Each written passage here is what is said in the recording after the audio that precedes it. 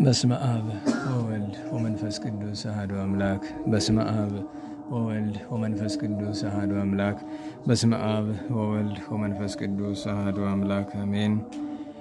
የአባቶቻችን አምላክ የቸርነት ባለቤት ቸሩ እግዚአብሔር ከዚህ ሰዓት ከዚህ ዕለት ያደረሰን ቅዱስ ስሙ የተመሰገነ ይሁን።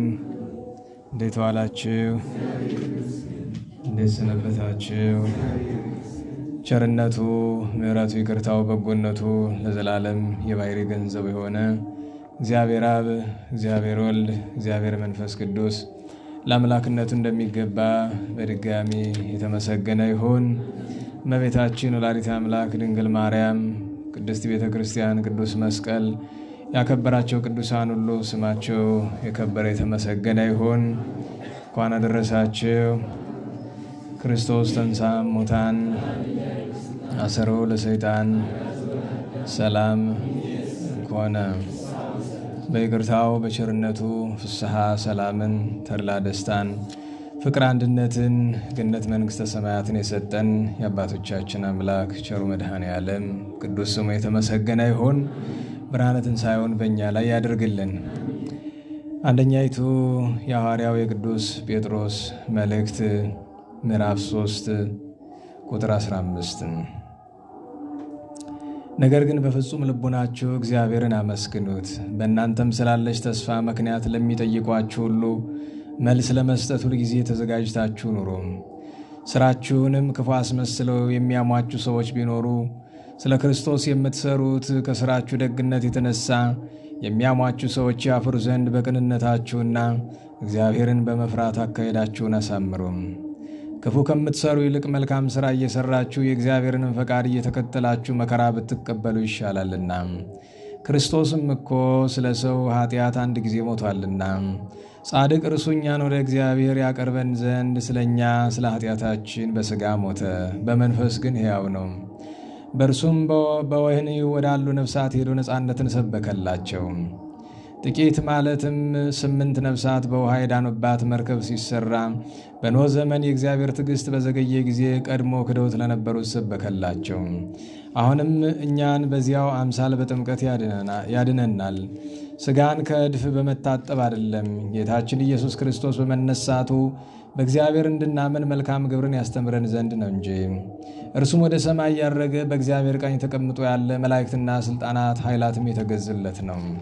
ስለ ቅዱስ ቃሉ ቸሩ መድኃኔ ዓለም በድጋሚ የተመሰገነ ይሁን። ተመሰገነ ይሁን። እንኳን አደረሳችሁ።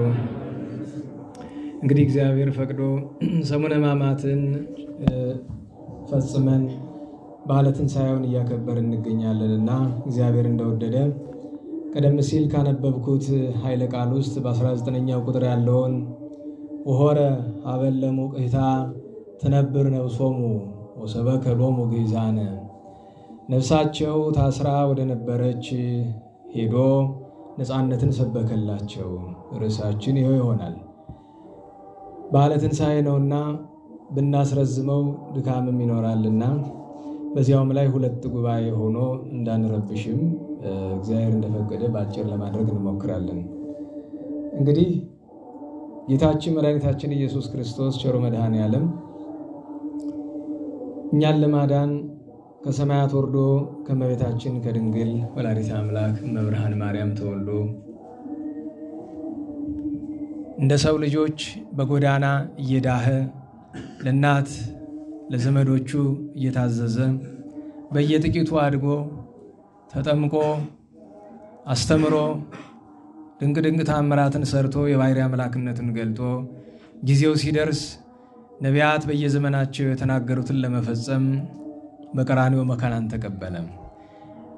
ከዚያም 3 መዓልት 3 ሌሊት በከርሰ መቃብር አድሮ ነቢያት እንደተናገሩ እርሱም እንደተናገረ ሞትን ድል አድርጎ ተነሳም። ዛሬ የምናከብረው ይህንን ነው። ነገር ግን መሠረታዊው ጥያቄ ለትንሣኤ እንደሚገባ ትንሣኤን የሚያከብር ማን ነው ስለሆነ ለዚያ ነው ወሰበከ ሎሙ ግእዛነ፣ ነፃነትን ሰበከላቸው። ነፃነት የሌለው ሰው ቅዱሱ ሰማዕት ግእዛንሰ መስቀለ ክርስቶስ፣ ነፃነት ማለት የክርስቶስ በመስቀል ላይ መሰቀሉ ነው። አንድም የክርስቶስ መስቀሉ ነው። ብሎ እንዳለ ስንቶቻችን ነፃ ነን? አሁን ስንቶቻችን በባርነት ያልተጠመድነን የሚለውን ለመመለስ ነው የምንሞክረው። ከሁሉ የሚቀድመው ነገር ግን ስለ ጌታችን ትንሣኤ መናገር ነው። በአማን ተንሥአ ክርስቶስ መድኃኒነ፣ በእውነት መድኃኒታችን ክርስቶስ ተነስቷል። በየዓመቱ ቀድሞ የነበሩ ደጋግ አባቶቻችን 50ውን ቀን የሚለዋወጡት ሰላምታ ይሄ ነበር። በጥንቱ ቤተ ክርስቲያን ከዘመነ ሐዋርያት ጀምሮ ሲያገኘው በአማን ተንሥአ ክርስቶስ ወይም በአማን ተንሥአ መድኃኒነ፣ ክርስቶስ በእውነት ተነስቷል ይለዋል። ያኛውም በአማን ተንሥአ እውነትም ተነስቷል ብሎ ይመልስለታል። ይህንን ሊቁ ቅዱስ ያሬድ ጣዕመ ዜማ ሰርቶ እንድንመላለሰው አድርጎ ክርስቶስ ተንሥአ እሙታን በአብይ ኃይሎ ስልጣን፣ ገናና በሆነ የባህሪው በሆነ ስልጣን ክርስቶስ ሞትን ድል አድርጎ ተነሳ። አሰሮ ለሰይጣን፣ ሰይጣንን አሰረው። አጋዞ ለአዳም፣ አባታችን አዳምን ነፃ ወጣው። ሰላም እምይእዜሰ፣ እነሆ ከዛሬ ጀምሮ ከትንሣኤ ዕለት ጀምሮ ሰላም ወረደ፣ ሰላም ተደረገ፣ እርቅ ፍቅር ተደረገ። ፍስሐ ወሰላም፣ ይኸውም ደስታ፣ ሰላም፣ ፍቅር፣ አንድነት ነው። ይህንን አባቶቻችን ካህናት ሌሊት መቼም የሆሳዕና ዕለት ፍትሐት ከተደረገ በኋላ እግዚአብሔር ይፍታ መባል፣ መስቀል መሳለም፣ በሌላው ጊዜ የምናገኛቸውን ሀብት ረድኤት ማግኘት የለምና ዛሬ እንጃ እንጂ በቀድሞው ዘመን ያችን በመንፈቀ ሌሊት ካህናት እግዚአብሔር ይፍታ ሲሉ ለማድመጥ ስንት ነገር ነበረ፣ ጉጉት ነበረ። መጽሐፍ እንደሚል በፍትሐ ነገሥት በአንቀጸ ጾም በ15ኛው አንቀጽ ላይ በጾመ ሁዳዴ በአብይ ጾም ደስታን የሚያደርግ ሰው ክርስቶስ በተነሳ ጊዜ ወዴት ይገባ ይሆን ይላሉ አባቶቻችን። በአብይ ጾም ይልቁኑ በሕማማት የጌታን መከራ ያላሰበ ከመከራው ጥቂትም ቢሆን ያልተሳተፈ ጌታ ተነሳ ሲሉት የት ይሄድ ይሆን? ምክንያቱም አባቶቻችን ቅዱስ ጳውሎስ ምን አለን? እምከመሰ አረይነ ሕማመ ምስሌሁ ንኤሪ ክብረ ምስሌሁ፣ ክርስቶስን እንደ መጠናችን እንዳቅማችን በመከራው ካልመሰል ነው በቀር በክብሩ ልንመስለው አይቻለንም። እና ሰው የተቻለውን ያክል በሰሙነ ሕማማት ቢቻለው በ55ቱን ቀን የጌታን ሕማምና መከራ ማሰብ አለበት። ለምን? ለእኛ ትንሣኤ በኩር ሆኖ ከሙታን መካከል የተነሳ ቅዱስ ጳውሎስ ብርሃነ ዓለም በአንደኛ ቆሮንቶስ ምዕራፍ 15 ሰሞኑን የሚነበበው ኃይለ ቃል ከቁጥር 20 ጀምሮ እሱ ነው የሚነግረን። ክርስቶስ መድኃኒታችን ምን ይላል? ቀደመ ተንሶ እምኩሎሙ ምውታን፣ ለሞቱ ሰዎች ሁሉ በኩር ነው። ከሙታን መካከል ማን ተነሳ? መድኃኒታችን ክርስቶስ። ስለዚህ ሞትን ድል በማድረግ ተነስቶ ሊቃውንት እንደሚሉ ተንሥአ ክርስቶስ ከመ ይምሃረነ ተንሥኦ ሥጋቲነ፣ ክርስቶስ ተነሳ። ይኸውም ለምንድን ነው? የእኛ ሥጋ ፈርሶ በስብሶ እንደማይቀር እንደምንነሳ ሲያስተምረን ነው። በእርገቱ ቀን ደግሞ አርገ ጊዜ ከመ ያለቡ ዕርገተ ጻድቃን ንጹሐን ይላሉ አይደል አባቶቻችን። ትንሣኤው ለእኛ ትንሣኤ በኩር ነው፣ ዕርገቱም እንዲያ ነው። ስለዚህ በትንሣኤው የጌታን ትንሣኤ ከማክበር ጋር የእኛ ሕይወት ውስጥ ሞት ነው ትንሣኤ ነው ያለ? ጨለማ ነው ወይስ ብርሃን ነው? ባርነት ነው ወይስ ነፃነት ነው? አንዳንድ ነገሮችን አንስተን ስንነጋገር አብዛኞቻችን በክርስቶስ ትንሣኤ ውስጥ እንደሌለን በግልጥ ያሳያል፣ ያስመሰክራል። ለምሳሌ አብዛኛው ሰው በሰሙነ ሕማማት ቤተክርስቲያን ይመጣል። የማይመጣው ሰው በሙሉ ይሄ ነገር ያስደስታል አያስደስትም? ያስደስታል። ነገር ግን ሁለት ችግር እናይበታለን። አንደኛው በሕማማት የሚመጣው በሕማማት ብቻ ነው አብዛኛው ሰው።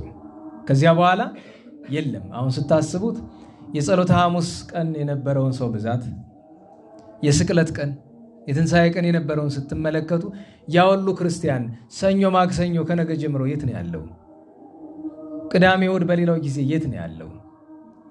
የኛ ክርስቲያን አበይት በዓላት ካልሆኑ በቀር ቤተክርስቲያን የማይመጣበት ምክንያት ምንድነው ከተባለ ክርስትናውን መረዳትም ማስረዳትም ስላልቻልን ነው። ነገር ግን ጥፋተኞቹ ካህናት፣ ዲያቆናት እናስተምራለን የምንል ሰዎች ብንሆንም እንኳን ሰውየው ግን በእኛ አመካኝቶ ከገሃነመ እሳት ሊያመልጥ አይችልም።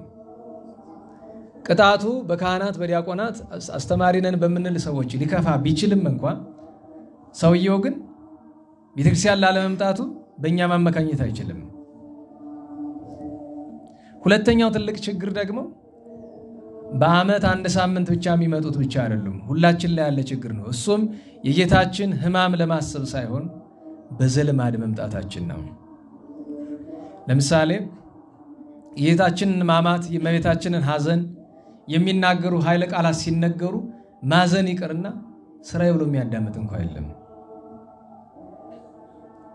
በቃ እና እኔ ግብረ ሕማማት ያለፈው አመት ላይ የሆነ ሰው ስጦታ ብሎ ግብረ ሕማማት መጽሐፍ አመጣ። እኔ ከቤቴ ገዝቼ የማላስቀምጣቸው መጽሐፎች አሉ።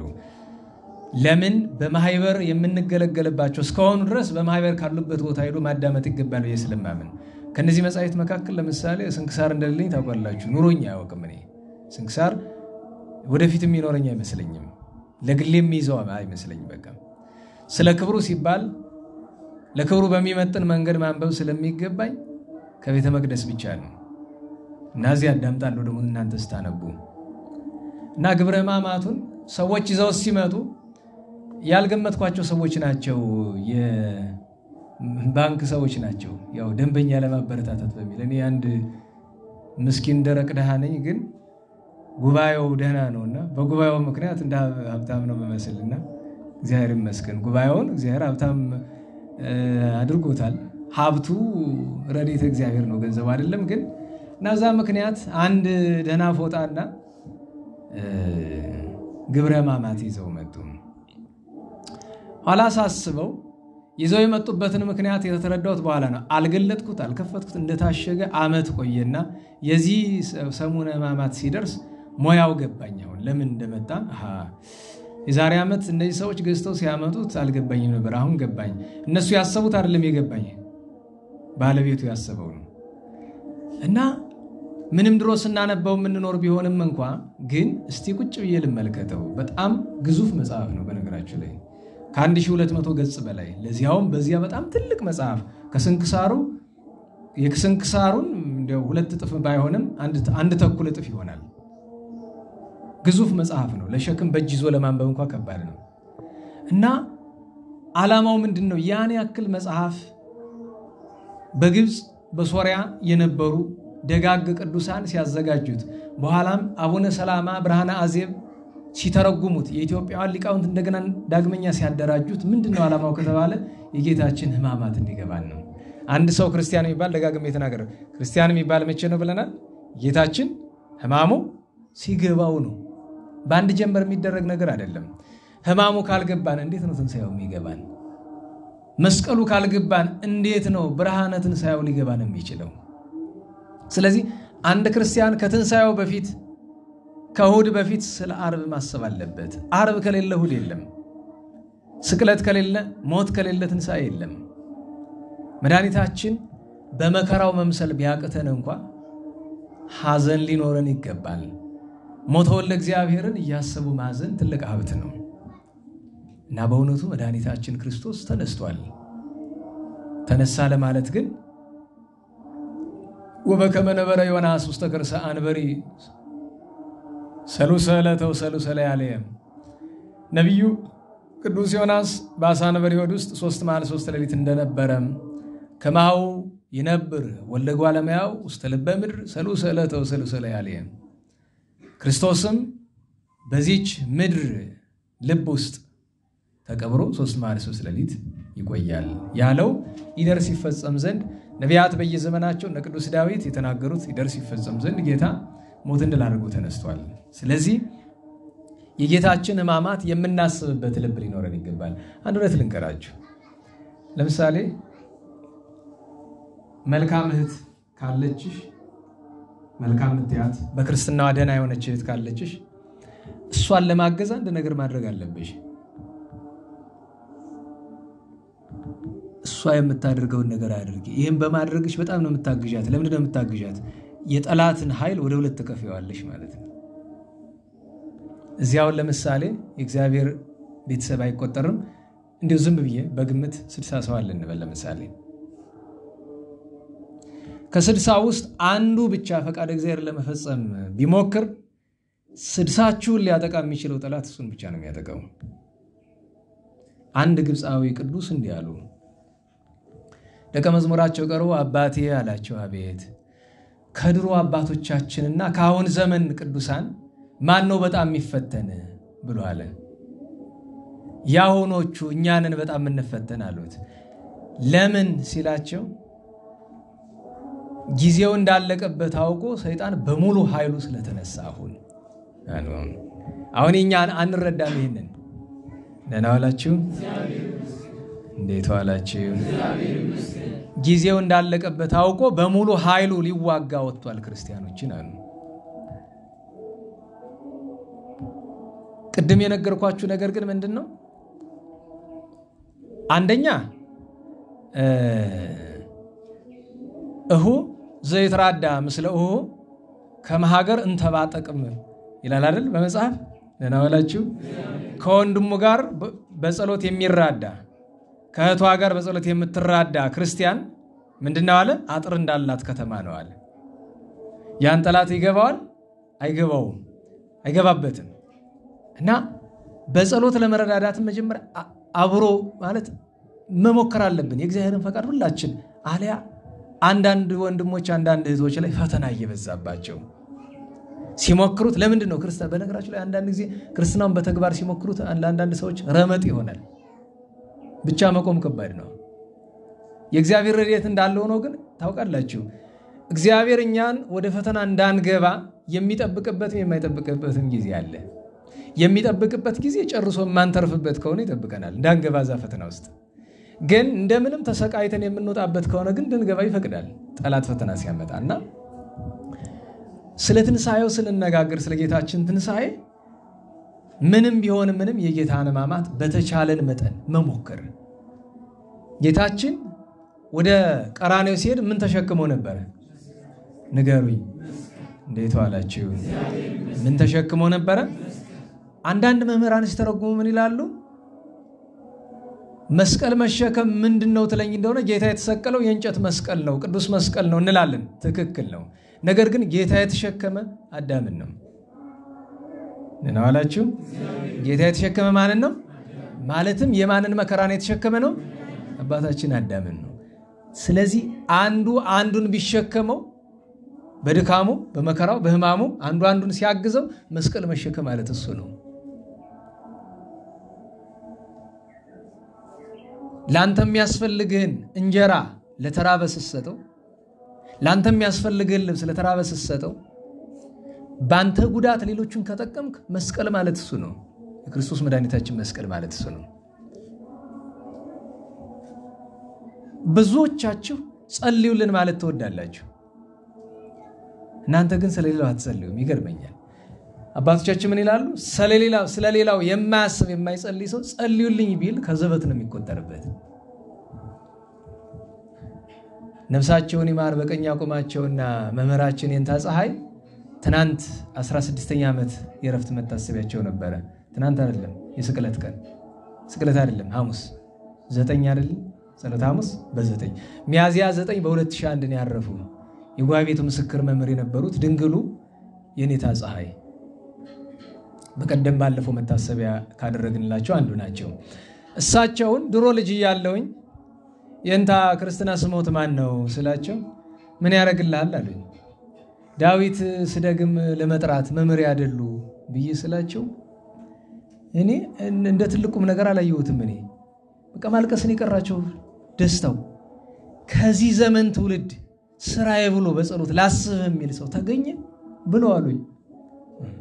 ገብረ ሐዋርያት ይባላሉ። በጣም ሲገርማቸው ስላየሁኝ መናገር ጥሩ ላይሆን ይችላል። ከዛች ጊዜ ጀምሮ ላለፈው 20 ምናምን ዓመት ጠዋትም ማታም ካፌ ተለይተው አያውቁም። እኔ ጸሎት አድርጌ ልጠቅማቸው አይደል እንደሳቸው ያለ ንጹህ ሰው።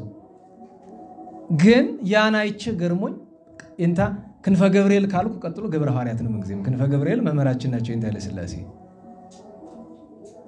ያስተማሪ የመምህራችን ስም በእያንዳንዷ ይሄ አንዳንድ ጊዜ አበው ሲያሳድጓችሁ እንደዚህ አልምትሆኑ ቅርታ የማይገባ ነገር እየተናገርኩ ከሆነ ግን እኔን አይጠቅመኝ የምናገረው ለእናንተ ይጠቅም ይሆናል። በእያንዳንዱ አንቀጽ ለምሳሌ ዳሴ ማርያም ስንጨርስ እናነሳቸዋለን። አንድ መልክ ስንጨርስ፣ ሁለተኛውን መልክ ስንጨርስ ሌሎች አንቀጾች ኪዳን የሚያደርስ በኪዳን ዳዊት የሚያደርስ በዳዊት ሌላም ጸዋቱ የሚያደርስ እንደዚያ። ለምን አንድ ቀለም የነገረ እንደምን ይሁን ተብሏል? ንገሩኝ። ሁለት የነገረ እንደ ፈጣሪ ተብሏል። ይሄ ዳርዳሩ ጸልዩልኝ ደስ ይለኛል ብትጸልዩልኝ ለማስገደድ አይደለም፣ ግን ደግሞ ካንጀት መሆን ያስፈልጋል። የማስመሰል አይደለም።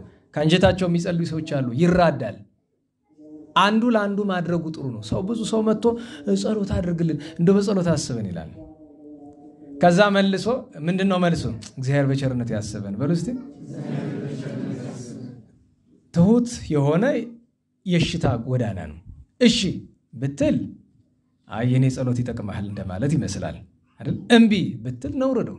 ስለዚህ ምንድነው የሚለው? አረ እግዚአብሔር በቸርነቱ ያስበን እንጂ ይባላል። ግን ብዙ ሰው ደው ጸሎት አድርጉልን ብለህ ስለ እኔ አንተን ምናምን ይላል። መጀመሪያ የታቀኝና ነው እኔ አንተን የምትለኝ። እኔ ስትፈልግ እኮ ወጣ ብለህ ትቦጭቀኛለህ አይደለም? እንተዋወቃለን። ስትፈልግ ታማለህ፣ ስትፈልግ እንደ ጻድቅ፣ ስትፈልግ እንደ ኃጥእ ታያለህ። አንዱን ለይ እንጂ እኔ እሱም እኮ ያስገርመኛል ያለው አይደል? እንደዚህ አንድ እኛ ቤት እዚህ ቤተክርስቲያን ውስጥ አንድ ሰው አሉ ወዳጃችን እና መምህራቸው ድሮ የነበሩት አቋቋም መምህር ናቸውና ወንበር ተቀምጠው ሲያስተምሩ ይቆርዩና ምክር ይጀምርናል። ልጆች ኧረ ስለመቤት ያትሙኝ ባካችሁ ይላሉ ይባላል። ለምን ቢባል ከባድ ነው ያልኳችሁ ሌላውን ነገር አይደለም። ቢያንስ ቀንበር ስለመሸከም ቅዱስ መስቀሉን ስለመሸከም ከሆነ ካንጀታችሁ ስለሌላው ሰው የምትጸልዩ ከሆነ የዛን ሰው ፈተና የምትካፈሉበት መንገድ በተግባር በጊዜው ታዩታላችሁ። የሰው እንኳን ስለ ሰው አጥብቆ መጸለይ የሰውን ፈተና ብሎ ማዳመጥ እንኳን ችግር ነው። ይህንን የምታውቁት ካህን ስትሆኑ፣ ካህንም ሆኖ ካንጀት ካህን ከተሆነ ነው። የልማዱን ሳይሆን ካንጀቱ ካህን የሆነ ሰው ካንጀቱ የሰው ችግር አዳምጦ መፍትሄ የሚሰጥ ሰው የዛን ሰው መፍትሄ የሚሰጠው ሰው ላይ ያለው ጠላት መፍትሄ ሰጪው ላይ ነው የሚያተኩርበት፣ ያፈጥበታል። ዋናው ትልቁ ነገር መስቀሉን ለመሸከም ጎዳናው ብዙ ነው። ለሁሉም የጌታችንን ሕማማት እንኳን እንደዚህ እንደ ዛሬው ባለው ቀን ምግብ በልተን ጠጥተን መተን በሌላው ጊዜ አይነገርም። ግን ደግሞ እኔ ከታምረ ማርያም ውስጥ ለሃ ማርያም በብዙ ተከፋፍሎት ግብረ ሕማማት ውስጥ ይነበባል አይደል? አባታችን አባ ሕርያቆስ ሀገረ ብንሳይ ደረሱት። ለሃ ማርያምን ወይም ከለሃ ማርያም 2-3 አንቀጾችን ጎበዝ ከሆናችሁ ተገልብጦ እንዲሰጣችሁ አድርጉና በእጃችሁ ያዙት። እሱን አንብበን የእመቤታችንን ሐዘን ለመረዳት እንሞክር፣ የደረሰባትን መከራ።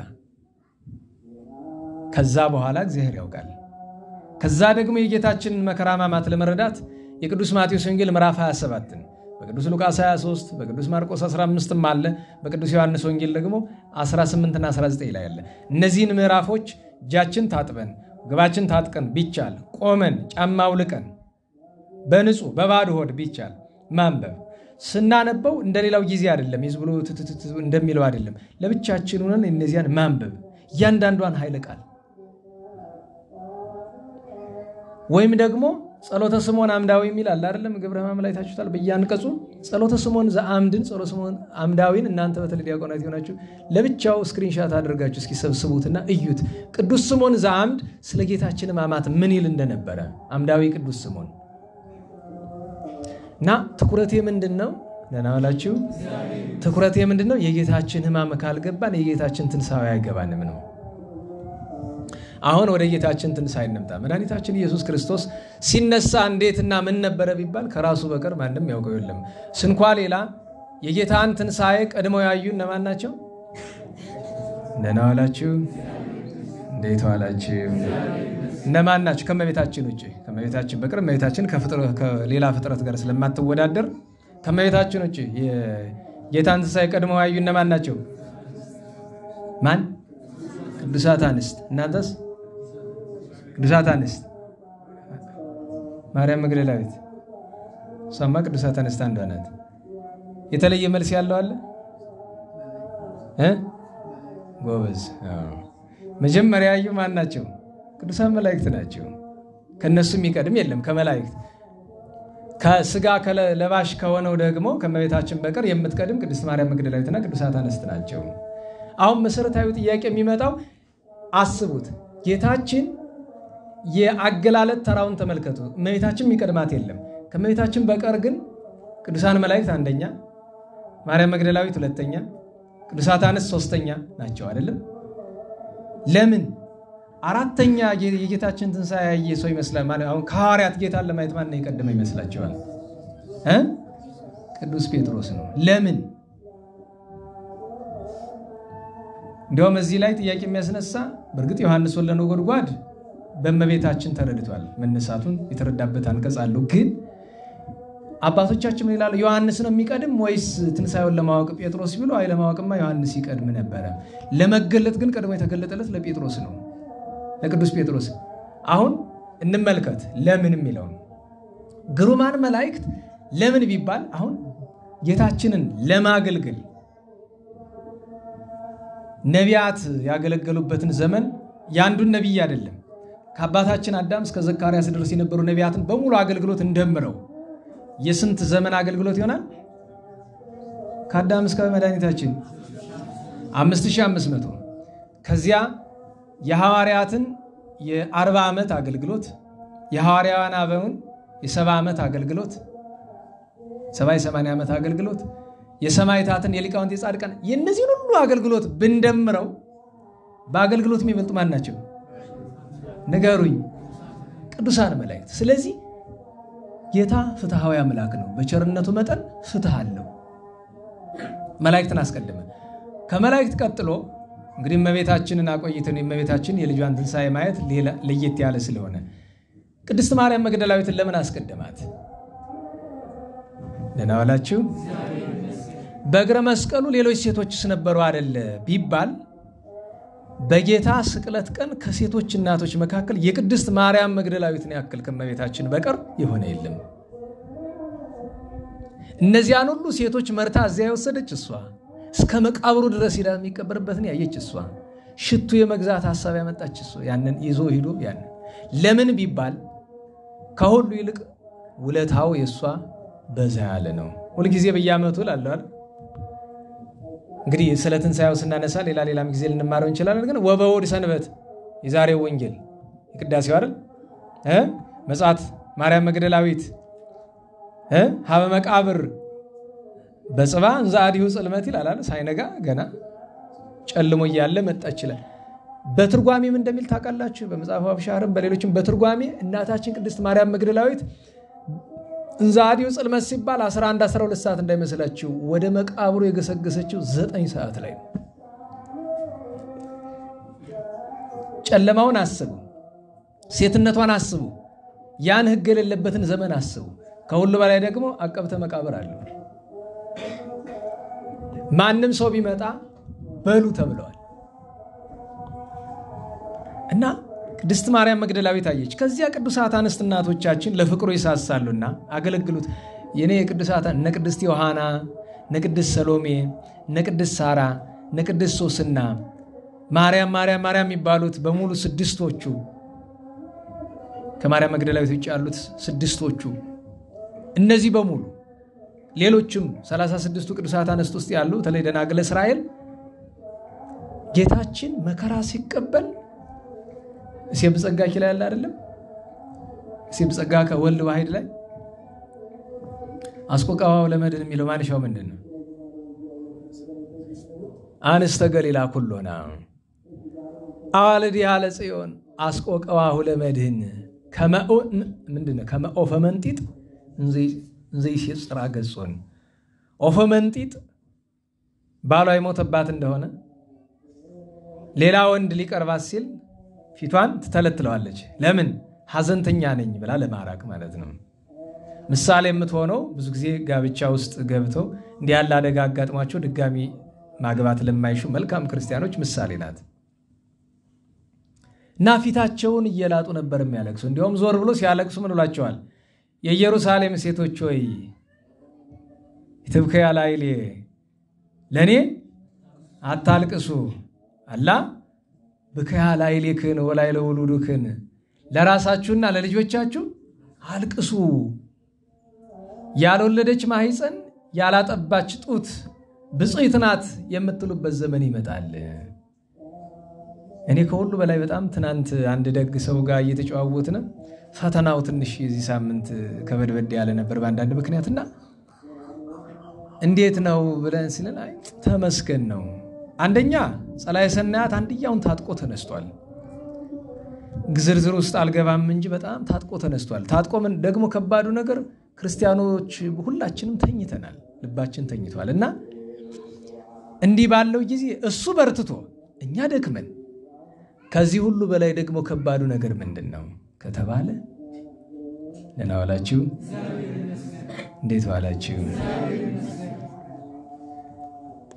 እሺ ለሁሉም ልተው አንዳንድ ነገሮች ውስጥ ወደ ዝርዝር መግባቱ ስለሚከብድ ጌታ ለቅዱሳት አነስታየ ወደሚለው ብቻ ላተኩርና ከዚያ ልለፈው።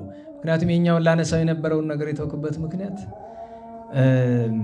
እስቲ በቁም ነገር ወይ ራሱን አስችልን ስራዬ ብለን ካልተነጋገር ነው ማለት አንድ ክርስቲያን መንግስተ ሰማያትን መድኃኒታችንን መረዳት ቢያቅተው ጠላቱን መረዳት እንዴት ያቅተዋል? በነገራችሁ ላይ ይሄ ዘ አርት ኦፍ ዋር የሚል መጽሐፍ አይታችሁ ታውቃላችሁ? አንበባችሁ? ሰንዙ የጻፈው ከክርስቶስ ልደት በፊት የነበረ አንድ የቻይናዊ የጦር ጄኔራል ዛሬ ድረስ የዓለም ጦር የሚመራ በዛ ነው እና በሱ መጽሐፍ ውስጥ የድል ሁሉ ሚስጥር ምንድነው ይላል። አሁን ሰንዙ ጣዖት አምላኪ ነው የጻፈ ዘ አርት ኦፍ ዋር ማለት እንግዲህ የጦር ጥበብ ነው፣ ሌላ ነገር የለውም። እኛ ስለ ጦር ጥበብ አንማርም፣ ግን ውጊያ አለብን። ከማን ጋር? ከአጋንንት ጋር፣ ከረቂቁ ጠላት ጋር ውጊያ ሲኖርብን እሱ የተናገረው ነገር ይገርመኛል። ለምን አስገረመ ብትሉኝ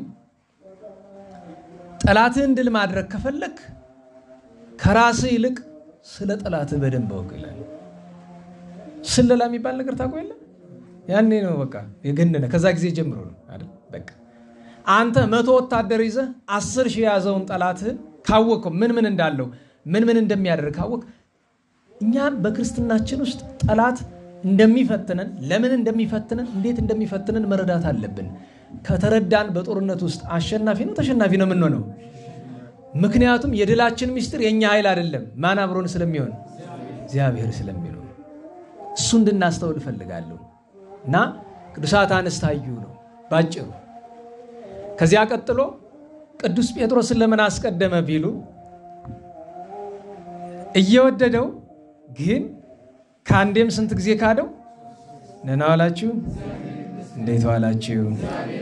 ወዳጅ መገለጫው በደስታ ነው በሐዘን ጊዜ? በደህናው ነው በመከራው ጊዜ? ጌታችንን ቅዱስ ጴጥሮስ የካደው በመከራው ነው አይደለም?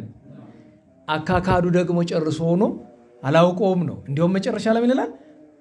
እንዲህ ያርገኝ ብሎ ራሱን እስከ መርገም ደረሰ፣ የምትሉትን አላውቀውም ብሎ። የእግዚአብሔር ቸርነቱ ሶስተኛ እሱ ሲክድ ምን ጮኸ? ንገሩኝ። እንዴት ዋላችሁ? መጽሐፈ ዶርሆ የሚለውን አነበባችሁት? ግብረ ሕማማት ላይ መጽሐፈ ዶርሆን አንብቡት። ቅዱስ ያዕቆብ ዘስሩግ የጻፈው መጽሐፈ ዶርሆ የእንታ ዝራ ነፍሳቸውን ይማር ዓመት ሊሆናቸው ነው አይደል? 2 ሳምንት ወይ 3 ሳምንት ቀራቸው። የእንታ ዝራ ሁሉ ጊዜ ትንሣኤ ሲደርስ በዛ ቁጭ ይሉና እሆየ በደሮ ለጴጥሮስ ነው እዚህ በኋላ ምናምን ይላሉ። ነገሩ የገባው ሰው አለ? በደሮ ለጴጥሮስ ድሮ ነበረ ይባላል። ይሄ ማለት ግዕዝ በደንብ የማያውቅ ሰው በደሮ ለጴጥሮስ የሚለውን ነገር በደሮ የሚለውን ነገር ደሮ የሚለው እሱ በንትቶ ያለችው ደሮ የእውነት ዶሮ መስሎታል ነገሩ። በደሮ ማለት ምንድን ነው? በደሮ ቀደመው በሉ እስቲ። ኧረ እንዴት ዋላችሁ? እንዴት ዋላችሁ? አንድ ሰው ግዕዝ ውዳሴ ማርያም ተምሬያለሁ፣ ግን ግዕዝ አላውቅም፣ በቃሌ በደንብ ሁሉን ነገር ተምሬያለሁኝ እና ልጸልየው ልተወዋለኝ። እስቲ መከሩት እናንተ ምን ትላላችሁ? ቋንቋውን አያውቀውም፣ ግን ከነተነሽ ከነተጣዩ በደንብ አድርጎ ጠፈፍ አድርጎ ተምሮታል፣ ለይቶታል በደንብ ተነሽ ተጣዩ። ትርጉሙን ግን አያውቀውም። ይጸልየው ይተወው። እንዴት ዋላችሁ? እንዴት ዋላችሁ? ጸሎት ቢል ተናግሮ ምስለ እግዚአብሔር ይላል። ጸሎት ማለት ከማን ጋር መነጋገር ነው? እሺ በሞቴ ለምሳሌ እኔና እናንተ እናውራና እኔ ስፓኒሽኛ ለማውቅ ቢሆን ኖሮ በስፔንኛ በስፓኒሽ ላውራችሁ ይገባችኋል አይገባችሁም? እያወራን ነው። ሰው በማያውቀው ቋንቋ እንዴት ይጸልያል? መፍትሄያችሁን አልነቅፈውም። እኔ የሰጠሁት መፍትሄ ምንድን ነው? በቀን ውስጥ አንድ ጊዜ በግዕዝ አንድ ጊዜ በአማርኛ ጸልዩ። በግዕዝ ጸልዩ ያልኩ ስለ ሁለት ምክንያት ነው። አንድ እንዳይጠፋ፣ ለወደፊት ስትማር ደግሞ ቋንቋውን ስታውቀው እንዳይጠፋ። ሁለተኛ ነገር አንተን ከእግዚአብሔር ጋር አያገናኝም። ምንም የማታውቁት ከሆነ በማታውቁት ቋንቋ ጸልያችሁ ከእግዚአብሔር ጋር መገናኘት አትችሉም። ምክንያቱም ምን እያላችሁ እንደሆነ ምኑን አውቃችሁት ነው? ከእግዚአብሔር ጋር አያገናኝም። ነገር ግን በአንቀጸ ጸሎት ስርዓት ላይ አንዲት አለች። እኛ ባይገባንም ጠላት ግን ሲሰማው ይፈራዋል። ቢያንስ ጸላዔ ሰናያትን ያደርገዋል ነው። ገብታችኋል? ከእግዚአብሔር ዘንድ ምንም አያሰጠንም በማያናውቀው ቋንቋ ምን ጸልይ ከሆነ። ጠላትን ግን የማራቅ አቅም አለው ጠፈፍሎ ከተደገመ እና መፍትሄያችሁ ለዚህ ከሆነ ተቀበለነዋል። ካልሆነ ደግሞ እንግዲህ ያልተቀበልነው። እንዴት ዋላችሁ?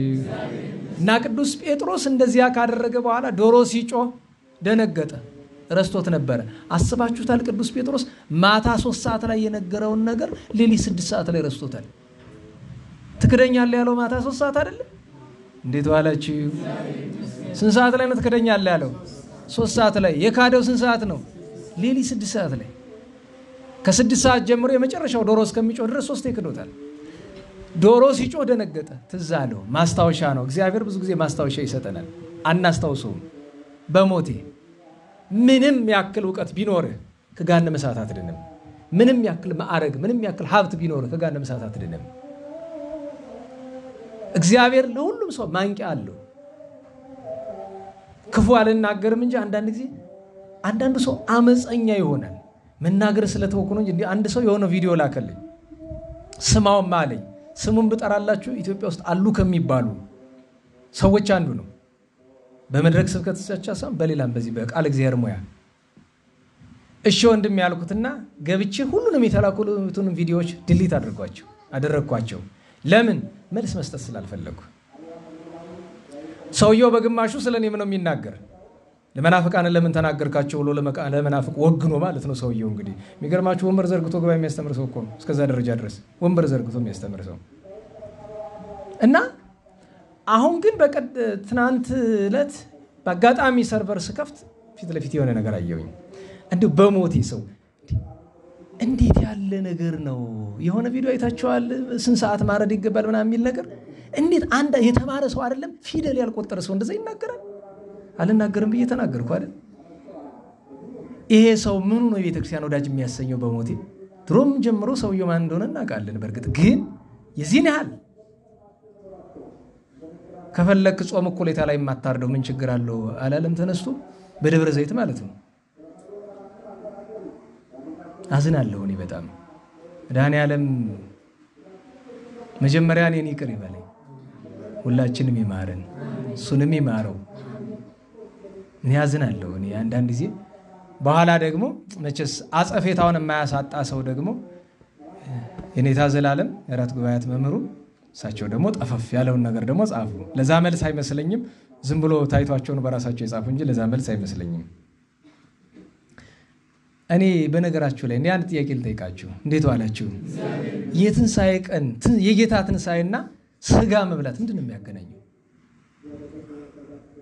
በሞቴ እንዴ አንድ እስኪ ጥቅስ በትንሣኤው ቀን በውኑ መብላት ያለብን መጠጣት ያለብን የጌታን ቅዱስ ስጋውን ክቡር ደሙን ነው። እኔ በነገራችሁ ላይ ድሆች ያዝናሉ የሚሉት ቋንቋ አላቸው። ሳይገድፉ ቢቀሩ መግደፍ ምንድን ነው? መጀመሪያ ደረጃ ገደፈ ምንድን ነው? እኔ ሲመስለኝ መግደፍ የተባለ ገደፈ ምንድን ነው? ጣለ ነው አይደለም? አንድ ነገር ዘነጋ ዘለለ ነው አይደለም? ሲመስለኝ መግደፍ ዛሬ እየሆነ ያለው ምንድን ነው? ቃል እግዚአብሔርን መግደፍ፣ መተው፣ ቅዱስ ቁርባንን መተው። እኔ በዚህ ቀን ሽሮ መብላት ደሃ ሆነ ሀብታም ሆነ ሽሮ ስለበላ ለምን ያዝናል ይህ ሰው? በነገራችሁ ላይ እግዚአብሔር እኛንም ይኮንነን ደሃ ስለራበው ነው ወይስ ስጋ ስለበላ ስላልበላ ነው? እኛውን ዛሬ እግዚአብሔር ይመስገን በቸርነቱ ከወትሮ የተለየ 180 ሰው ተሸኘ አይደል? ዛሬ ቸሩ መድኃኔዓለም ቸር ነው። የደከማችሁ ወንድሞቻችን እህቶቻችን የድካማችሁን ዋጋ መድኃኔዓለም ይስጣችሁ። ገንዘቡን የሚያዋጡትንም በረከቱን አይንሳቸው። ይሄንን የምናደርግበት ምክንያት ከሆነ ላይቀር ነው እንጂ አንድ ድሃ የሚበላው አይጣ እንጂ ስጋ ምንድን ነው? ስጋ መብላት ኃጢአት ነው አይደለም። ግን የጌታ ትንሣኤ፣ የጌታ ልደት፣ የጌታ ጥምቀት ጋር ስጋ ምንድን ነው የሚያል? በመጀመሪያ ደረጃ አንድ ክርስቲያንን እኔ እንዳስተማሪ ላበረታታው የሚገባ በበዓል ቀን ስጋ እንዲበላ ነው እንዳይበላ ነው? እንዴት ያለ ነገር ነው? የጌታችን ቅዱስ ሥጋው ክቡር ደሙን ከበላ ከጠጣ በኋላ አንድ ሰው እንዴት ብሎ ስጋ ያምረዋል? በሞቴ ደህና ዋላችሁ። እንዴት አንድ ክርስቲያን ቅዱስ ቁርባንን ከተቀበለ በኋላ ስጋ ያምረዋል? ሊያምረው አይችልም። አብዛኛው ለስጋ የሚራኮተው ቆራቢ ነው። እንዴት ዋላችሁ ነው ወይ? አሁን የእርድ ምናምን ጥያቄ የሚነሳበት ምክንያት ምንድን ነው? አይ እንደዚህ ቆርበው አክፍለው ለሚወጡት ሰዎች ለምንድን ነው እንጀራ ሌላ እንጀራ ማትሰጣቸው? ለምን ዳቦ ማትሰጣቸው? ደህና ዋላችሁ። ክርስትናን ለራሳችን ፍላጎት ስንለጥጠው ከባድ ነው። እንኳን አልተማረ የሚባለው ከፍተኛ የሊቅነት ደረጃ አለ የምትሉት ሰው እንደዚህ ነው። ለምን ቢባል ደጋግሜ ነግሬያቸዋለሁ። በእውቀቱ የሚመካን ሰው አትከተሉ። አነሰም በዛም ክርስትናውን የሚኖር ጥቂት ደግሞ የንስሐ ልብ ያለው ሰው ተከተሉ። የፈለገ ነገር ቢሆን ሰውን መከተለው ትሮንም አስፈላጊ እኮ አይደለም። እና እኔ ስለ ጌታ ትንሣኤ ስንነጋገር እንዲህ ነው ወይ? እኔ በሞት አንድ ነገር ልንገራችሁ። የጌታን ትንሣኤ ማየት ቀላል ነገር አድርጋችሁ ትቆጥሩታላችሁ? ቅዱስ ጴጥሮስ የጌታን ትንሣኤ ለማየት ስንት ነው ያለፈ? ሐዋርያት ስንት ነው ያለፉ? ቅዱሳት ስንት ውስጥ ነው ያለፉት? ስንት መከራ ነው ያለፉት? የጌታ ትንሣኤ ቀላል ነገር ነው? በግ ማረድ ይመስላችኋል? ቅዱሳን ሐዋርያት በግ ታርዶላቸውን የትንሣኤ ቀን የገደፉ የበሉ እንዴት ዋላችሁ? ለመሆኑ ሐዋርያትና በጥንት ዘመን የነበሩ ምዕመናን የትንሣኤ ቀን እንደዚህ እያረዱ ይበሉ ነበር የሚል መጽሐፍ አለ? ከምን ያመጣ ነው? በሆኑ ለምንድን ነው?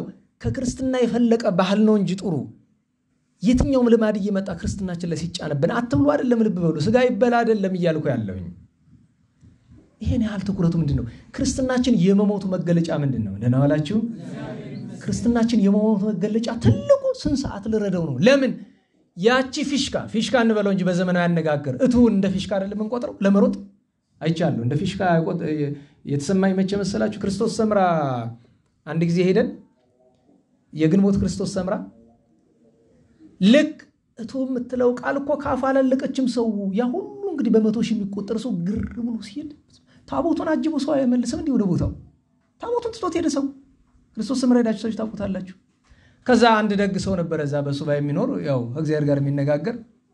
ልብሴን ያዝ ያደረገኝ ምንድነው ስለው እንዳትሄድ አለ። ለምን ሲል ከዚህ ከመጣው ውስጥ አንዱም ሰው የመጣለትን ነገር አላገኘም፣ ይልቁን መቅሰፍ ተሸክሞ ነው የሚሄደው። አብራቸው እንዳትሄድ አለኝ። ለምን ስለው ዋል ቲኬት ውስጥ የቆረጥኩት የመኪናው አለ በእግርህ ትሄዳለህ። ከዚህ አንስቼ አልኩት ችግር የለውም አይጎዳም። እኔ ላጥፋ ይሌል ያኛ ሀገር ሰው ጥፋት ከሆነ ምን ላጥፋ አለኝ። በህይወቴ እንደዚያ ያለ የተባረከ ቀን አይቼ አላውቅም። ለምን የቅዱስ ክርስቶስ ሰምራ ክቡር ስጋዋ እንኳን ብቻ የክርስቶስ ሰምራን ክብር ታውቃላችሁ።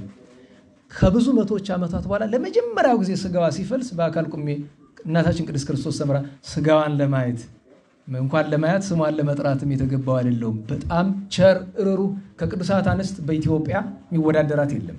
ትልቅ ቅድስት እናት ናት። የቸርነቷን መገለጫ እንዳልነግራችሁ የግል ጉዳይ ይሆናል። እንዴት አደርጋለሁ?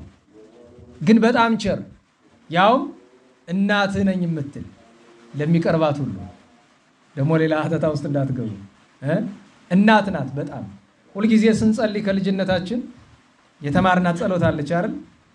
ክርስቶስ ሰምራ ርሬተ ልቦና ነው የምንል። እንዲያውም እውነቱን ልንገራችሁ ከተባለ ክርስቶስ ሰምራ ብያት አላውቅም። እናንተ በዛ ስለለመዳችሁት ነው እንጂ ስሟን ሰምራ ክርስቶስ ብዬ ነው። የእናትነት ስሟ ነው ሰምራ ክርስቶስ። ያው እኮ ነው ቃሉ፣ ለውጥ የለውም። እና ብቻ የተባረከ ቀን ነበረ፣ ደግ ቀን ነበረ።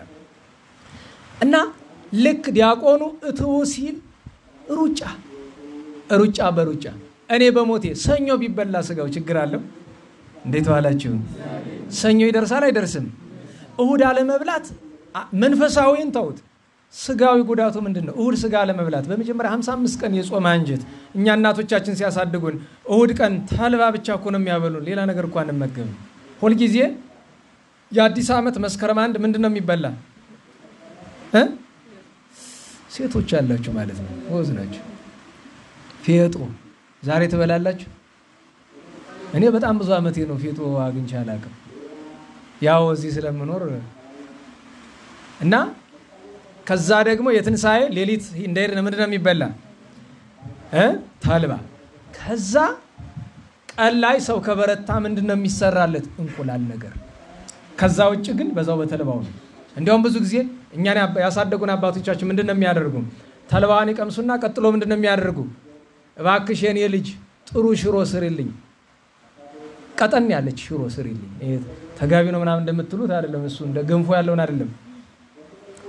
ሽሮ እስቲ በሞት እንልመደው። ሽሮ ትወዳላችሁ አትወዱም? እንዴት ዋላችሁ? እንዴት ዋላችሁ? እስቲ የትንሳኤ ቀን ሽሮ እንብላ። ስጋ መብላት ኃጢአት ነው አይደለም? ግን ምን እኔ እውነቴን ነው። እዚያ ድሮ ጎረቤት እያለን አንድ ሰው ነበር የሆነ ነገር ሲል እንዴ ምን አንቀሸቀሸ ይላል። ምንድነው የሚያንቀሸቅሽን ወደ ስጋው? በነገራችሁ ላይ ምን ያክል ጨጓራችን ጤነኛ እንደሆነ የሚያሳየው ሰው 55 ቀን ጦሞ አክፍሎ እንዴት ዶሮ ወጥ ይበላል? መርዝ የመብላት ያክል እኮ ከባድ ነው። ጨጓራችሁ ጤነኛ የሆነ ለምን ይመስላችኋል? ጻድቃን ስለሆናችሁ። በጾም በጸሎት ጨጓራችሁ ወደ ጤንነት ስለሄደ ማለት ነው። ፍና ተሳልቆ ይላል ሄደን መጽሐፍ። ደህና ዋላችሁ? ስለዚህ የጌታን ትንሳኤ ማየት ቀላል ነገር አይምሰልህ። ስቃይ ነው፣ መከራ ነው። በሞት ትንሽ ሞክረውና እስቲ ቅመሰው። እስቲ ቅዱሳን የቀመሱትን እስኪ አንዳንድ ገሌ አይደለም ወንድም እህቶቻችን ባልንጀሮቻችን የቀመሱትን መከራ እስቲ ቅመሰው። የጌታ ሕማም ምን እንደሆነ ቅመሰው ትንሽ እስኪ። ያኔ ትንሳኤው ይገባል፣ ደስታ ይሆንልሃል። ይሄ አነጋገር መጥፎ ነው አይደል? ደስታ ይሆንልሃል። የዘመነኛ ሰባኪያውም የጴንጤዎች ይሉታል መሰለ እንደዚህ ያ ነገር ይላል፣ ደስታ ይሆንልሃል ብላ። ቃሉ ችግር የለበትም፣ ግን ሰዎች የሚሉትን መዋስ አልፈልግም። ግን ደስ ይላል። በቃ የትንሳኤውን ብርሃን ለማየት ስንት ዋጋ ይከፈላል። እና መድኃኒታችን በእውነት ተነስቷል። የትንሳኤውን በረከት ያሳድርብን። ዝናቡም መጥቷል፣ ሰዓቱም ገፍቷል። ርዕሱን ማጠቃለያ ላድርግ። የዛሬው ተግሳጽ ነክ ነው። በጌታ ትንሳኤ ተግሳጽ ብዙ አላነሳም ነበር፣ ዛሬ ተነስቷል። ግን ለሕይወት ነውና ይጠቅመናል። ርዕሳችን ምን ነበረ?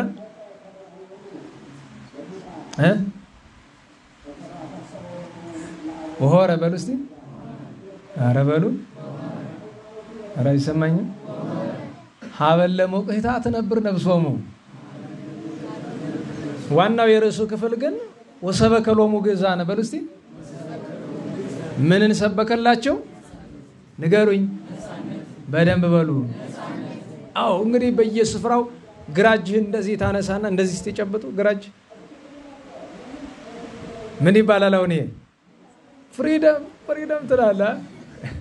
እኔ በነገራችሁ ላይ የነገሩ ክፋት የሚጀምረው ግራጅ ከማውጣት ነው።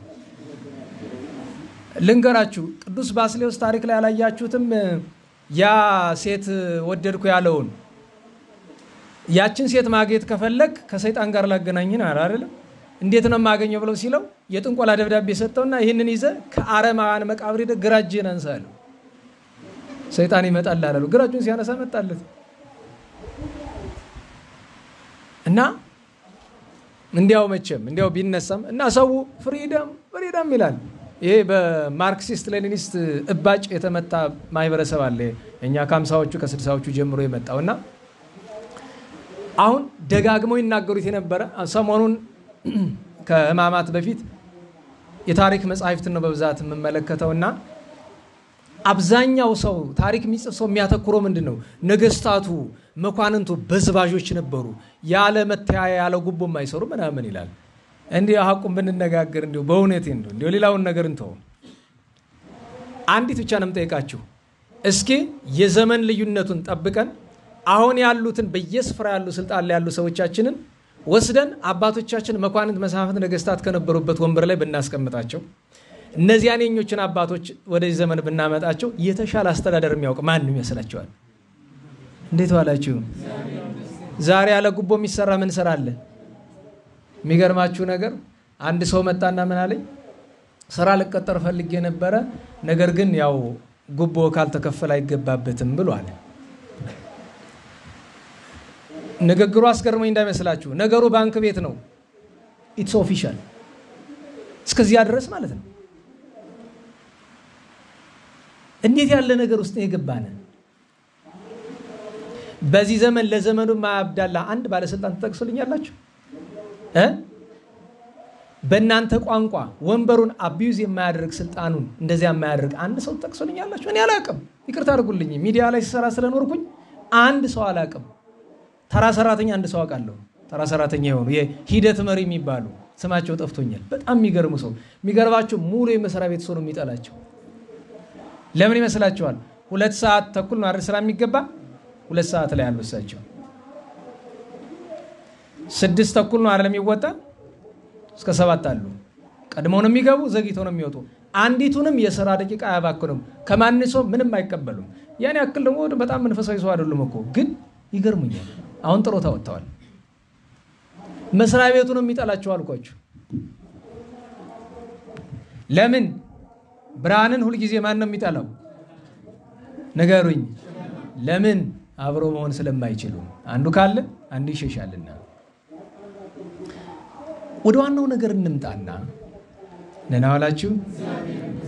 ነፃነት ምንድነው? መሰረታዊ ጥያቄ እሱ ነው። ሰዎች ተነስተው ፍሪደም እኛ የዘውድ አስተዳደር አንፈልግም ምናምን አሰጡ። አሁን ዛሬ አውሮፓ ውስጥ የምትመለከቱት አብዛኛው መንግስት ምን አለው? ንግስታት አሉት። ከጃፓን ጀምሮ ጃፓን ንጉስ የላትም? እንዴት ዋላችሁ? የደቡብ ኤዥያ የፋሪስት የሚባለው የሩቅ ምስራቁንም የአውሮፓንም ስትመለከቱ ነገስታት አሏቸው። የኛ ሀገር በሽታ ነገስታት ነበሩ? ነገስታት ቢሆኑ ኃይለ ሥላሴ ከሞቱ በኋላች ሀገር ቁልቁለት ነው ወደ ላይ ነው እየሄደች ያለችው? ንገሩኝ እንጂ የቁልቁለቱም አይነት አለው። ስለዚህ ነፃነት ያለ ከማን ነፃ ለመውጣት ነው? በመጀመሪያ ደረጃ የሰው ልጅ ከምንድነው ነፃ መውጣት ያለበት ካላችሁ የሰው ልጅ ቢያንስ ከ4 ነገሮች ነፃ መውጣት አለበት። መጀመሪያ ከትንሹ እንጀምርና ከገዛ የአመለካከት ባርነት መውጣት አለበት። የሰው ልጅ ባሪያ አድርጎ መጀመሪያ የሚገዛው ማን ነው? የገዛ አመለካከቱ፣ አስተሳሰቡ። የሰው ልጅ መመራት ያለበት ሐቅን መርምሮ በእውነት ጎዳና እንጂ በራሱ አመለካከት አይደለም። በነገራችን ላይ በጣም የሚያስገርመኝ ነገር ከወንጌል የሚበልጥ ሕግ አለ? ንገሩኝ። ወንጌልን ግን ሁሉ ሰው የሚተረጉመው ለመንፈስ ቅዱስ ነው፣ ለገዛ ፍላጎቱ ነው። በጣም የሚያሳዝነኝ እሱ ነው። በቤተ ክርስቲያናችን በዚህ ዘመን ትልቁ የተፈተነው ነገር በዚህ ነው። ወንጌልን የእግዚአብሔርን ሕግ ለገዛ ፍላጎታችን ቅዱስ ጴጥሮስ እኮ ነግሮናል አይደለም? አዎ። ቅዱሳት መጻሕፍት እንዲያደርገው አበላሹ። ስለዚህ ከገዛ አመለካከት የሆነ ነገር በራስ አመለካከት አትለካው። ምንድነው የሚባለው? የሆነ ነገር ስታስብ ምንድነው የምታደርግ? በዚህ ጉዳይ ላይ እግዚአብሔር ምን ይላል? ክርስቲያን ከሆነ እሱ አይደል ጥያቄው? ምንም ነገር ለመስራት በዚህ ጉዳይ ላይ በሉኝ እግዚአብሔር ምን ይላል? ምክንያቱም የሁሉ ባለቤት እሱ ነው። የእግዚአብሔር ሐሳብና ፈቃድ የሚገኘው የት ነው? አረ ንገሩኝ።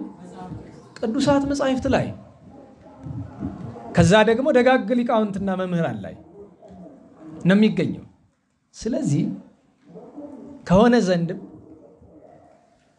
የመጀመሪያው ልንላቀቅ የሚገባው የገዛ አመለካከታችን ገዢ ከማድረግ ከገዛ አመለካከታችን ባርነት መላቀቅ ያለብን። ሁለተኛ የሰው ልጅ ባሪያ አድርጎ የሚገዛው ሁለተኛው ነገር ዓለም ነው። ዓለም ሲባል ዛፍ እንጨቱ አይደለም። ለምሳሌ ሳይንስ የሚባል ታውቃላችሁ አይደል? እንዴት ዋላችሁ? የሳይንስ አመለካከትና የሃይማኖት አመለካከት ይስማማል? ንገሩኝ። ሳይንስ ሙሉ በሙሉ መጥፎ ነው አንልም። ስነ ተፈጥሮን መመርመር ችግር ስለሌለው። ሳይንሱን የያዙት ሰዎች ግን ዓላማቸው ስነ ተፈጥሮን መመርመር አይደለም። በነገራችሁ ላይ ሰዎች ከምድራችን ወደ 7 ትሪሊየን ርቀት ላይ የምትገኝ አንዲት ኮከብ አለች ይላሉ። ኤም ምናምን 12 ምናምን የሚል ስም ሰጥተዋታል አሉ። እና ምንድናት? ሀቢታብል ናት፣ ሰው ሊኖርባት የሚችል ናትና እዚያች ቦታ ሰው ፍጥረት ይኖር እንደሆነ አይኖር እንደሆነ እንመርምር ይላሉ። ልብ በሉ። ቅዱስ ጳውሎስ ምን ይላል በሮሜ መልእክት ምዕራፍ 1 ላይ እንራቀቃለን ሲሉ ደነቆሩ ይላል። ማለት እኔን ግራ የሚገባኝ አንድ ታሪክ ልንገራችሁ፣ አጭር ታሪክ ነው። አንድ የደቡብ አፍሪካ ፎቶግራፈር ነበር፣ ፎቶ አንሺ ማለት ነው። አንድ ፎቶ አነሳና ወስዶ የፎቶ ውድድር የሚደረግበት ቦታ ላይ ያስገባውና ተመረጠ። ለወራት የዓለም ሚዲያ እየተቀባበለ አመሰግነው። ከ10 ምናምን ዓመት በፊት ይመስለኛል። ደህና ዋላችሁ። የዓለም ሚዲያ አደነቀው። በቃ እንዴት ያለ ደስተኛ ሰው ሆነ። ከ2 ነው ከ3 ወራት በኋላ ግን ራሱን አንቆ ተገኘ፣ ሞተ ማለት ነው። ታሪኩ ምን ይመስላችኋል? ይሄ ሰው ፎቶግራፈር ነው፣ የአድቬንቸሪስት ነው። የት ይሄዳል? ሱዳን። ሱዳን ያኔ እርስ በርስ ጦርነት ነበረ። ልክ ሲደርስ አንድ ትልቅ አሞራ አንዲትን ሕፃን ረሃብ ጨርሷት ሞት አፋፍ ላይ ያለች ሕፃን ያገኛል እና ፊት ለፊት ካሜራውን ሲመለከተው አሞራው እየጠበቀ ሊበላት፣ የሕፃኗ ነፍስ ገና አልወጣም ነበረ። ያንን በፎቶ አስቀርቶ የቸኮለ ፎቶውን ወስዶ ለውድድር ለማቅረብ ነው። ልጅቱን ትቷት ሄዳ አሞራው በላት። በዓለም አቀፍ ደረጃ ሽልማት ሲያገኝ አንድ ሰው በእጁ ስልክ ይደውልለታል። የዛን ጊዜ ፎቶ ስታነሳት ስንት ክፉ አሞራ የነበረ ይመስላል አለው። አንድ ብቻ አለው። አይ ተሳስተህ ነው፣ 2 የነበረው። እንዴት አለው። 2ኛው ክፉ አሞራ አንተ ነበርክ። የዛችን ሕፃን የዛችን የ5 ዓመት ሕፃን ነፍስ ለማዳን ካንተ የሚጠበቀው በእጅህ አንጠልጥለህ በቅርብ ወዳለ መንደር ለሰው ማስረከብ ነበረ። ከዛ በላይ አይጠይቅህም። ገንዘብ አያስወጣ፣ ጉልበት አያስወጣ እና ያችን ሕፃን የበላሃት አንተ ነህ፣ ያ አሞራ አይደለም። በዚህ ምክንያት ነው ሲያስበው ጸጸቱን መሸከም ሲያቅተው ራሱን ያጠፋው። ዓለም ምንድን ነው የሚያስተምረን? በነገራችሁ ላይ ምንም ችግር ቢፈጠር ዛሬ ዘመን የሚረዳን ነው ያለ ወይስ ፎቶ የሚያነሳን ያለ? በዚህ ዘመን እንኳን ኢንተርኔት ላይ ገብቶ እንዲህ አይነት ነገር ማድረግ ይህንን ማየትን የመሰለ በደል የለም። ሰዎች የቀረጹት ብዙ ነገር ነው ያለን አይደል? እኔ ሌሊት ማህሌቱ ላይ 2-3 ቦታ ላይ ስንቀርጽ ነበረ። ለአቤቴ እየወጣኝ እየተሰቀቅኩ ነው። የቀረጽኩበትን ምክንያት ነው ያውቀዋለሁ። ስለ 2 ምክንያት ነው የቀረጽኩት። ግን ቃል እግዚአብሔሩን አስቡት። ቃል እግዚአብሔር በሚደረግ ጊዜ ሁሉ ባለ ካሜራ ነው፣ ሁላችንም እኔን ጨምሮ። አሁን የምነግራችሁ ጀስቲፊኬሽን አይደለም፣ ትክክል የሚያደርገኝን ነገር አይደለም። ግን አንድ ታሪክ ስለሆነ ነገ ከነገ ወዲያ ዛ ማህሌቱ የሚኖሩ ሰዎች ልክ የእንታ አዝራ ከማረፋቸው በፊት እንደሚያርፉ ስለሚታወቅ ድምፃቸውን 1-2 ቀን አስቀረውኝ ለነገ ታሪክ ስለሚሆን። ሁለተኛው ነገር ይህንን ለማየት የሚሹ ግን ማየት የማይችሉ ሌላ ሀገር ያሉ ሰዎች ስላሉ ለነሱ ለመላክ ነው። ይሄም ሆኖ ግን አደራረጉ ስህተት መሆኑን አይቀይረውም። ደህና ዋላችሁ። ያንን ማድረጌ ስህተት መሆኑ አይቀርም። እሱን ማስተዋል ማወቅ ያለብን። የዓለም ባሪያ መሆን ማለት እግዚአብሔር ሳይሆን እውነት ሳይሆን ዓለም እንድትሸልመንና እንድታመሰግነን መፈለግ። እህቶቻችን ይህንን የመሰለ ልብስ የለበሳችሁት ለማን ነው? ለማን ነው? በሞቴ ምርጥ ልብስ ለብሶ ከቤቱ ቤቱን ዘግቶ ብቻውን የሚውል ሰው አለ? ቤታችሁ ውስጥ ጥሩ ልብስ ትለብሳላችሁ? ለምን ስላችሁ አይ ስራ ስላለብኝ ለስራ ስለማይመች። እባክሽ ተይ፣ አታጭበርብሪ ራስሽን። እኔን ተይና ራስሽን አታሞኝ። አይደለም የምንለብስ ለማን ነው? ለሰው። የምንኖር ለማን ነው? ለሰው። ለሰው መኖር ጽድቅ እኮ ነበረ። እኛ ግን ለሰው የምንኖረው ለኃጢአት ነው፣ ለጽድቅ አይደለም። ከዚህ በላይ ባርነት አለ? የዓለም ባርነት እኮ ትንሹን መገለጫ ነው ያሳየኋችሁ። ሰው እንዲያመሰግነን፣ ሰው ደስ እንዲለው ለሰው እንዴት ብሎ ወንድሜ፣ እንዴት ብሎ እህቴ፣ እንዴት ብሎ ይሆናል? የኢንተርኔት ባሮች አይደለንም? የሶሻል ሚዲያ ባሮች አይደለንም? የሰዎች ጣዖታዊ የኃጢአት አመለካከት አልነገሰብንም? አንድ ሰው ዓለም ባሪያዋ ካላደረገችው በቀር የእግዚአብሔርን ሕግ የእግዚአብሔርን ስርዓት ይገዳደራል። ስለዚህ ከዚህ ዓለም ባርነት ነፃ መውጣት ያስፈልገናል። እንዴት ዋላችሁ? እንዴት ዋላችሁ? ሶስተኛው ቀንበር ነፃ ልንወጣበት የሚገባ የባርነት ቀንበር ኃጢአት ነው። ኃጢአት የማያስጨንቀው ሰው አንድ ቀን አንድ ደግ ሰው ጋር እያወራን አንደኛው ምን አለ? ኃጢአቱም የማያስጨንቀው ሰው የታደለ ነው አለ። ገለበጥከው እኮ ሆነ ሲባል ገልብጫው አይደለም፣ ጸጸቱ እንደ እሳት ስለሚፈጀኝ እየቀናሁባቸው ነው። ያን ወንድማችን አለ አይደል ለዚህ ግብዣ ቤት የሚጠብቀው ወንድማችን እና አንድ ቀን ደህና ዋልክ አልኩት። እግዚአብሔር ይመስገን። አይ መታደልህ አለኝ። ምን ነው አለኝ። አይደንቅህ አይሞቅህ ምንም ይፈጠር ሰማዩ ዝቅ ቢል አይደነግጥምና አይ መታደልህ። አንድ ቅጠል ተቆረጠ ቤተ ክርስቲያን ብዬ እንደረመጥ እንገበገባለሁ። አንተ ቤተ ክርስቲያኗን እንዲሁ አይበልና እንዲሁ እሳት ቢዘንብባት አትደነግጥም። እንዲሁ መታደልህ። ለምን? በጣም የጨነቀው ሰው ምንድነው የሚፈልግ? ረፍት ነው። ጸጸትም ሲበዛ እንደ እሳት ነው የሚያንገበግብ፣ ከባድ ነው። እና ደህና ዋላችሁ። የጸጸት ሀብት ጥሩ ነው በእውነቱ ስጋን በጣም ይበላዋል፣ ግን ጥሩ ነው። እና ሰው ከኃጢአት ባርነት ነፃ መውጫ ትልቁ መሳሪያ ምንድነው? ጸጸት ነው። ንስሐ አይደለ?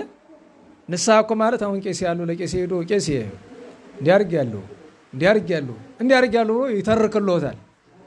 እንዲያው በዛ ይሰሙና እንግዲህ ይሄ ጥሩ አይደለም ብለው ይመክሩታል፣ ተግሳጽ ይሰጡታል። ያን ይቀበላል፣ ይሄዳል። ይሄን ያህል ጾም፣ ይሄን ያህል ስገድ፣ ይሄን ያህል መጾም ተብሏል። ያንን ያደርገዋል። ትልቁ ችግር የሚመጣ ወዴት ላይ ነው? ያንን ሲፈጽመው እንደ መደበኛ ስራ ነው አይደል? እና ሰሞኑን አንድ ሰው ጠየቀኝ። ምን ብሎ? ጸጸት ሳይኖረኝ ቀኖናውን ከምፈጽመው ብተወውስ አለኝ።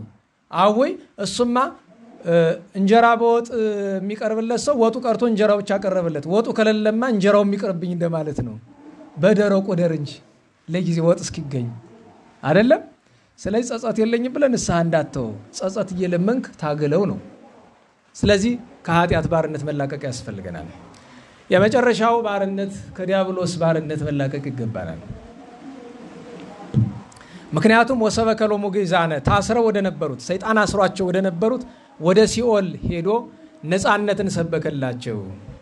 ይሄ ዓለም 100% እንዳንል ቅዱሳን ስላሉት አብዛኛው ብለን እንገልጠዋለን በሰይጣን ማሰሪያ ተይዟል።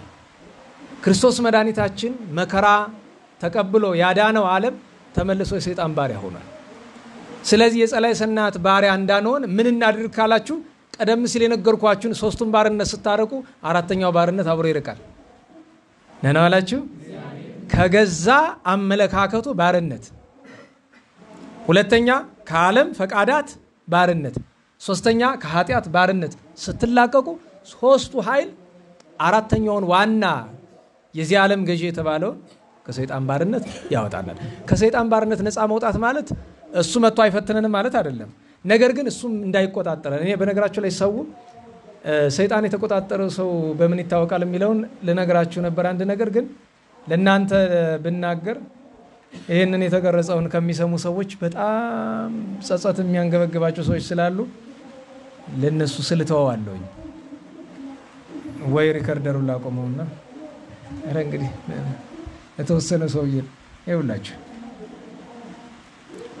ብዙ ጊዜ ጸላይ ሰናያት የተቆጣጠረው ሰው በምን ይታወቃል ሲባል ለምሳሌ ስልጣን በመሻቱ ይላል መጽሐፈ መነኮሳት ላይ እሱ ከፍ ያለው መገለጫ ነው። ወይም ደግሞ ለሌላ ያለ የሚገባቸው ሰዎች ነው። እችን ያዙ። ግን እችን ስነግራችሁ አደራ እምላችሁ ዛሬውኑ እንድናገኛት አይደለም። ቅድም እኮ ቃሉን ነግሬያችኋለሁ፣ አዲስ አይደለም። ደህና ዋላችሁ። የምትወዱትን ሰው ካንጀታችሁ መውደዳችሁ የሚታወቀው በሁለት ነው። አንደኛው ላለማስቀየም መጣር ነው አይደል? ንገሩኝ። አረ ንገሩኝ። ካስቀየማችሁት እስቀጥሎ ምንድነው? ንገሩኝ። ካንጀት ነው ካንገት? ለምንድነው ካንጀታችሁ ይቅርታ የምትጠይቁት? እሱ ያስፈልገኛል ያለሱ መኖር አልችልም ብላችሁ ስለምታስቡ አይደለም? ስለዚህ አንድ ሰው ከእግዚአብሔር መለየቱ ጠላት እንደነገሰበት የሚታወቀው አጥፍቶ የማይጸጸተው ከሆነ ነው። የዚያችን ሴት ታሪክ ታውቀው የለ? ልጅ ስጠኝ እያለች ስትለምነው እግዚአብሔር ቀኑ ስላልደረሰ አልሰጣትም። እግዚአብሔር አልሰማኝም ላድርግ ሲሏት ለምን ሰይጣንን አትለምኝም አሏት። ሄዳ ጋቢ ኩታ ለብሳለሁ ልጅ ስጠኝ አለች። ያን ጊዜ እኮ እግዚአብሔር እኮ ቀድሞ ሰምቷታል።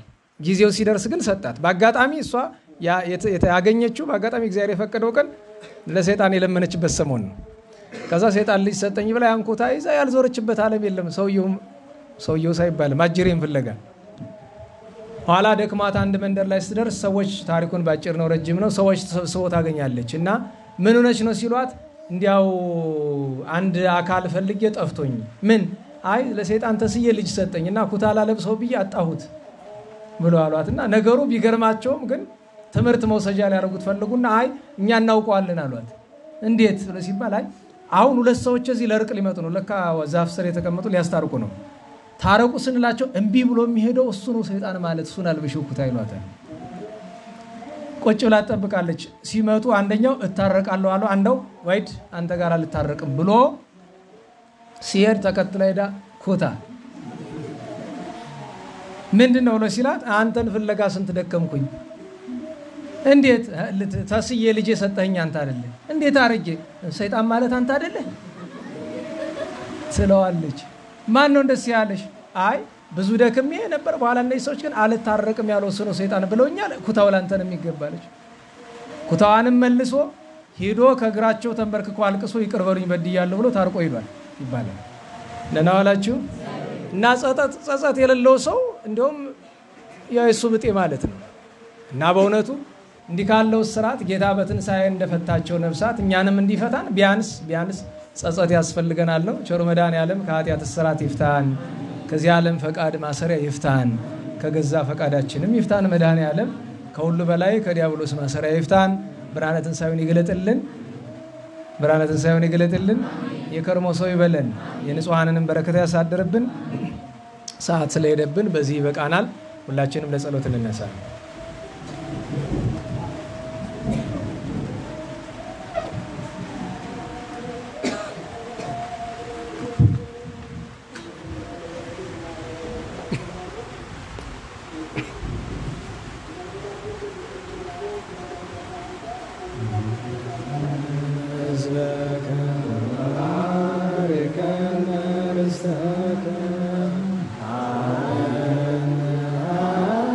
I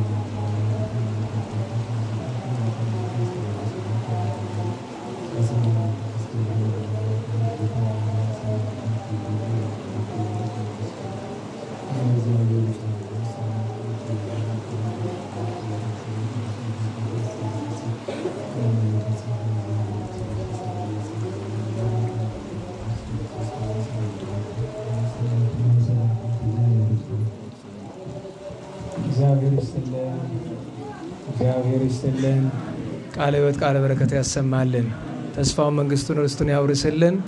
እንግዲህ ያው ምህላውን እንበርታ። ከነገው ጀምሮ በዓለ ሃምሳ የበረከት ጊዜ ሆኖ ሳለ እንዳይከብድብን ጾም ስለሌለው ቢያንስ በጸሎቱ እንበርታ። ጾምና ስግደት ስለሌለ በመጽዋቱና በጸሎቱ እንድንበረታ ምህላውን በሰዓቱ እየተገኘን እናድርስ። ሌሎች አገልግሎቶችንም ተግባራችንን እንቀጥል። በዚህ ጨርሰናል። መሄድ እንድትችሉ አሰናብታለሁኝ። ሌሎቻችሁ ደግሞ ጥቂት መዝሙሮችን እስከሚያባራ እንሞክራለን። ቸር መድኃኔዓለም በሰላም አስጀምሮ በሰላም እንዳስፈጸመን እንቅፋት ሳይመታን እሾህ ሳይወጋን ኃጢአት ሳይሰለጥንብን በደልም ሳይገዛን የብርሃን መላእክት በፊት በኋላ በቀኝ በግራ እየጠበቁን ለጊዜ ወደየቤታችን ለፍጻሜው ተስፋ ወደምናደርጋት መንግሥተ ሰማያት ከተከፈተች ገነት ከተነጠፈች ረፍት ከአባቶቻችን ርስት ሁላችን በሰላም ያድርሰን፣ በሰላም ያድርሰን። ስብሐት ለእግዚአብሔር ልዑል ወለወላዲቱ ድንግል ወለመስቀሉ ክቡር ዘሣይል አሜን።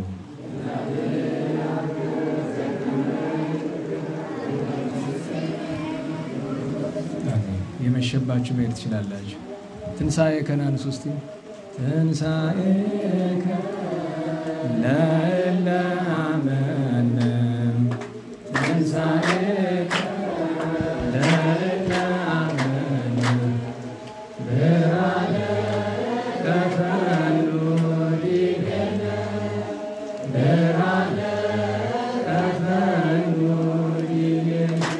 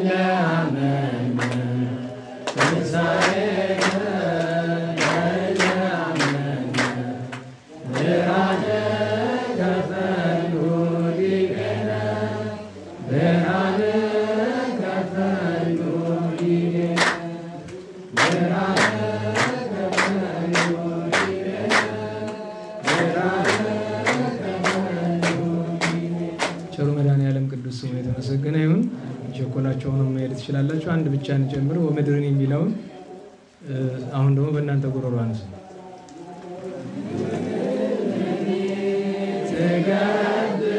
ፋሲካ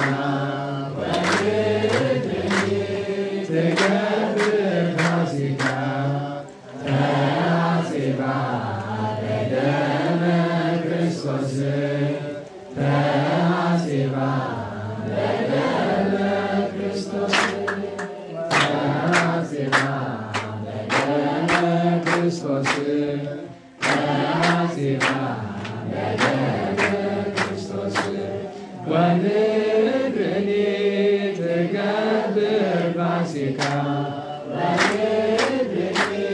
ትገብር ፋሲካ ተሐሴባ በደመ ክርስቶስ ተሐሴባ በደመ ክርስቶስ ተሐሴባ በደመ ክርስቶስ ተሐሴባ በደመ ክርስቶስ ወምድርኒ ትገብር ፋሲካ ወምድርኒ ትገብር ፋሲካ ተሐሴባ በደመ ክርስቶስ ተሐሴባ በደመ ክርስቶስ ተሐሴባ በደመ ክርስቶስ ተሐሴባ በደመ ክርስቶስ ቸሩ መድኃኔዓለም ብርሃነ ትንሣኤውን ይግለጽልን፣ በሰላም ያሳድረን።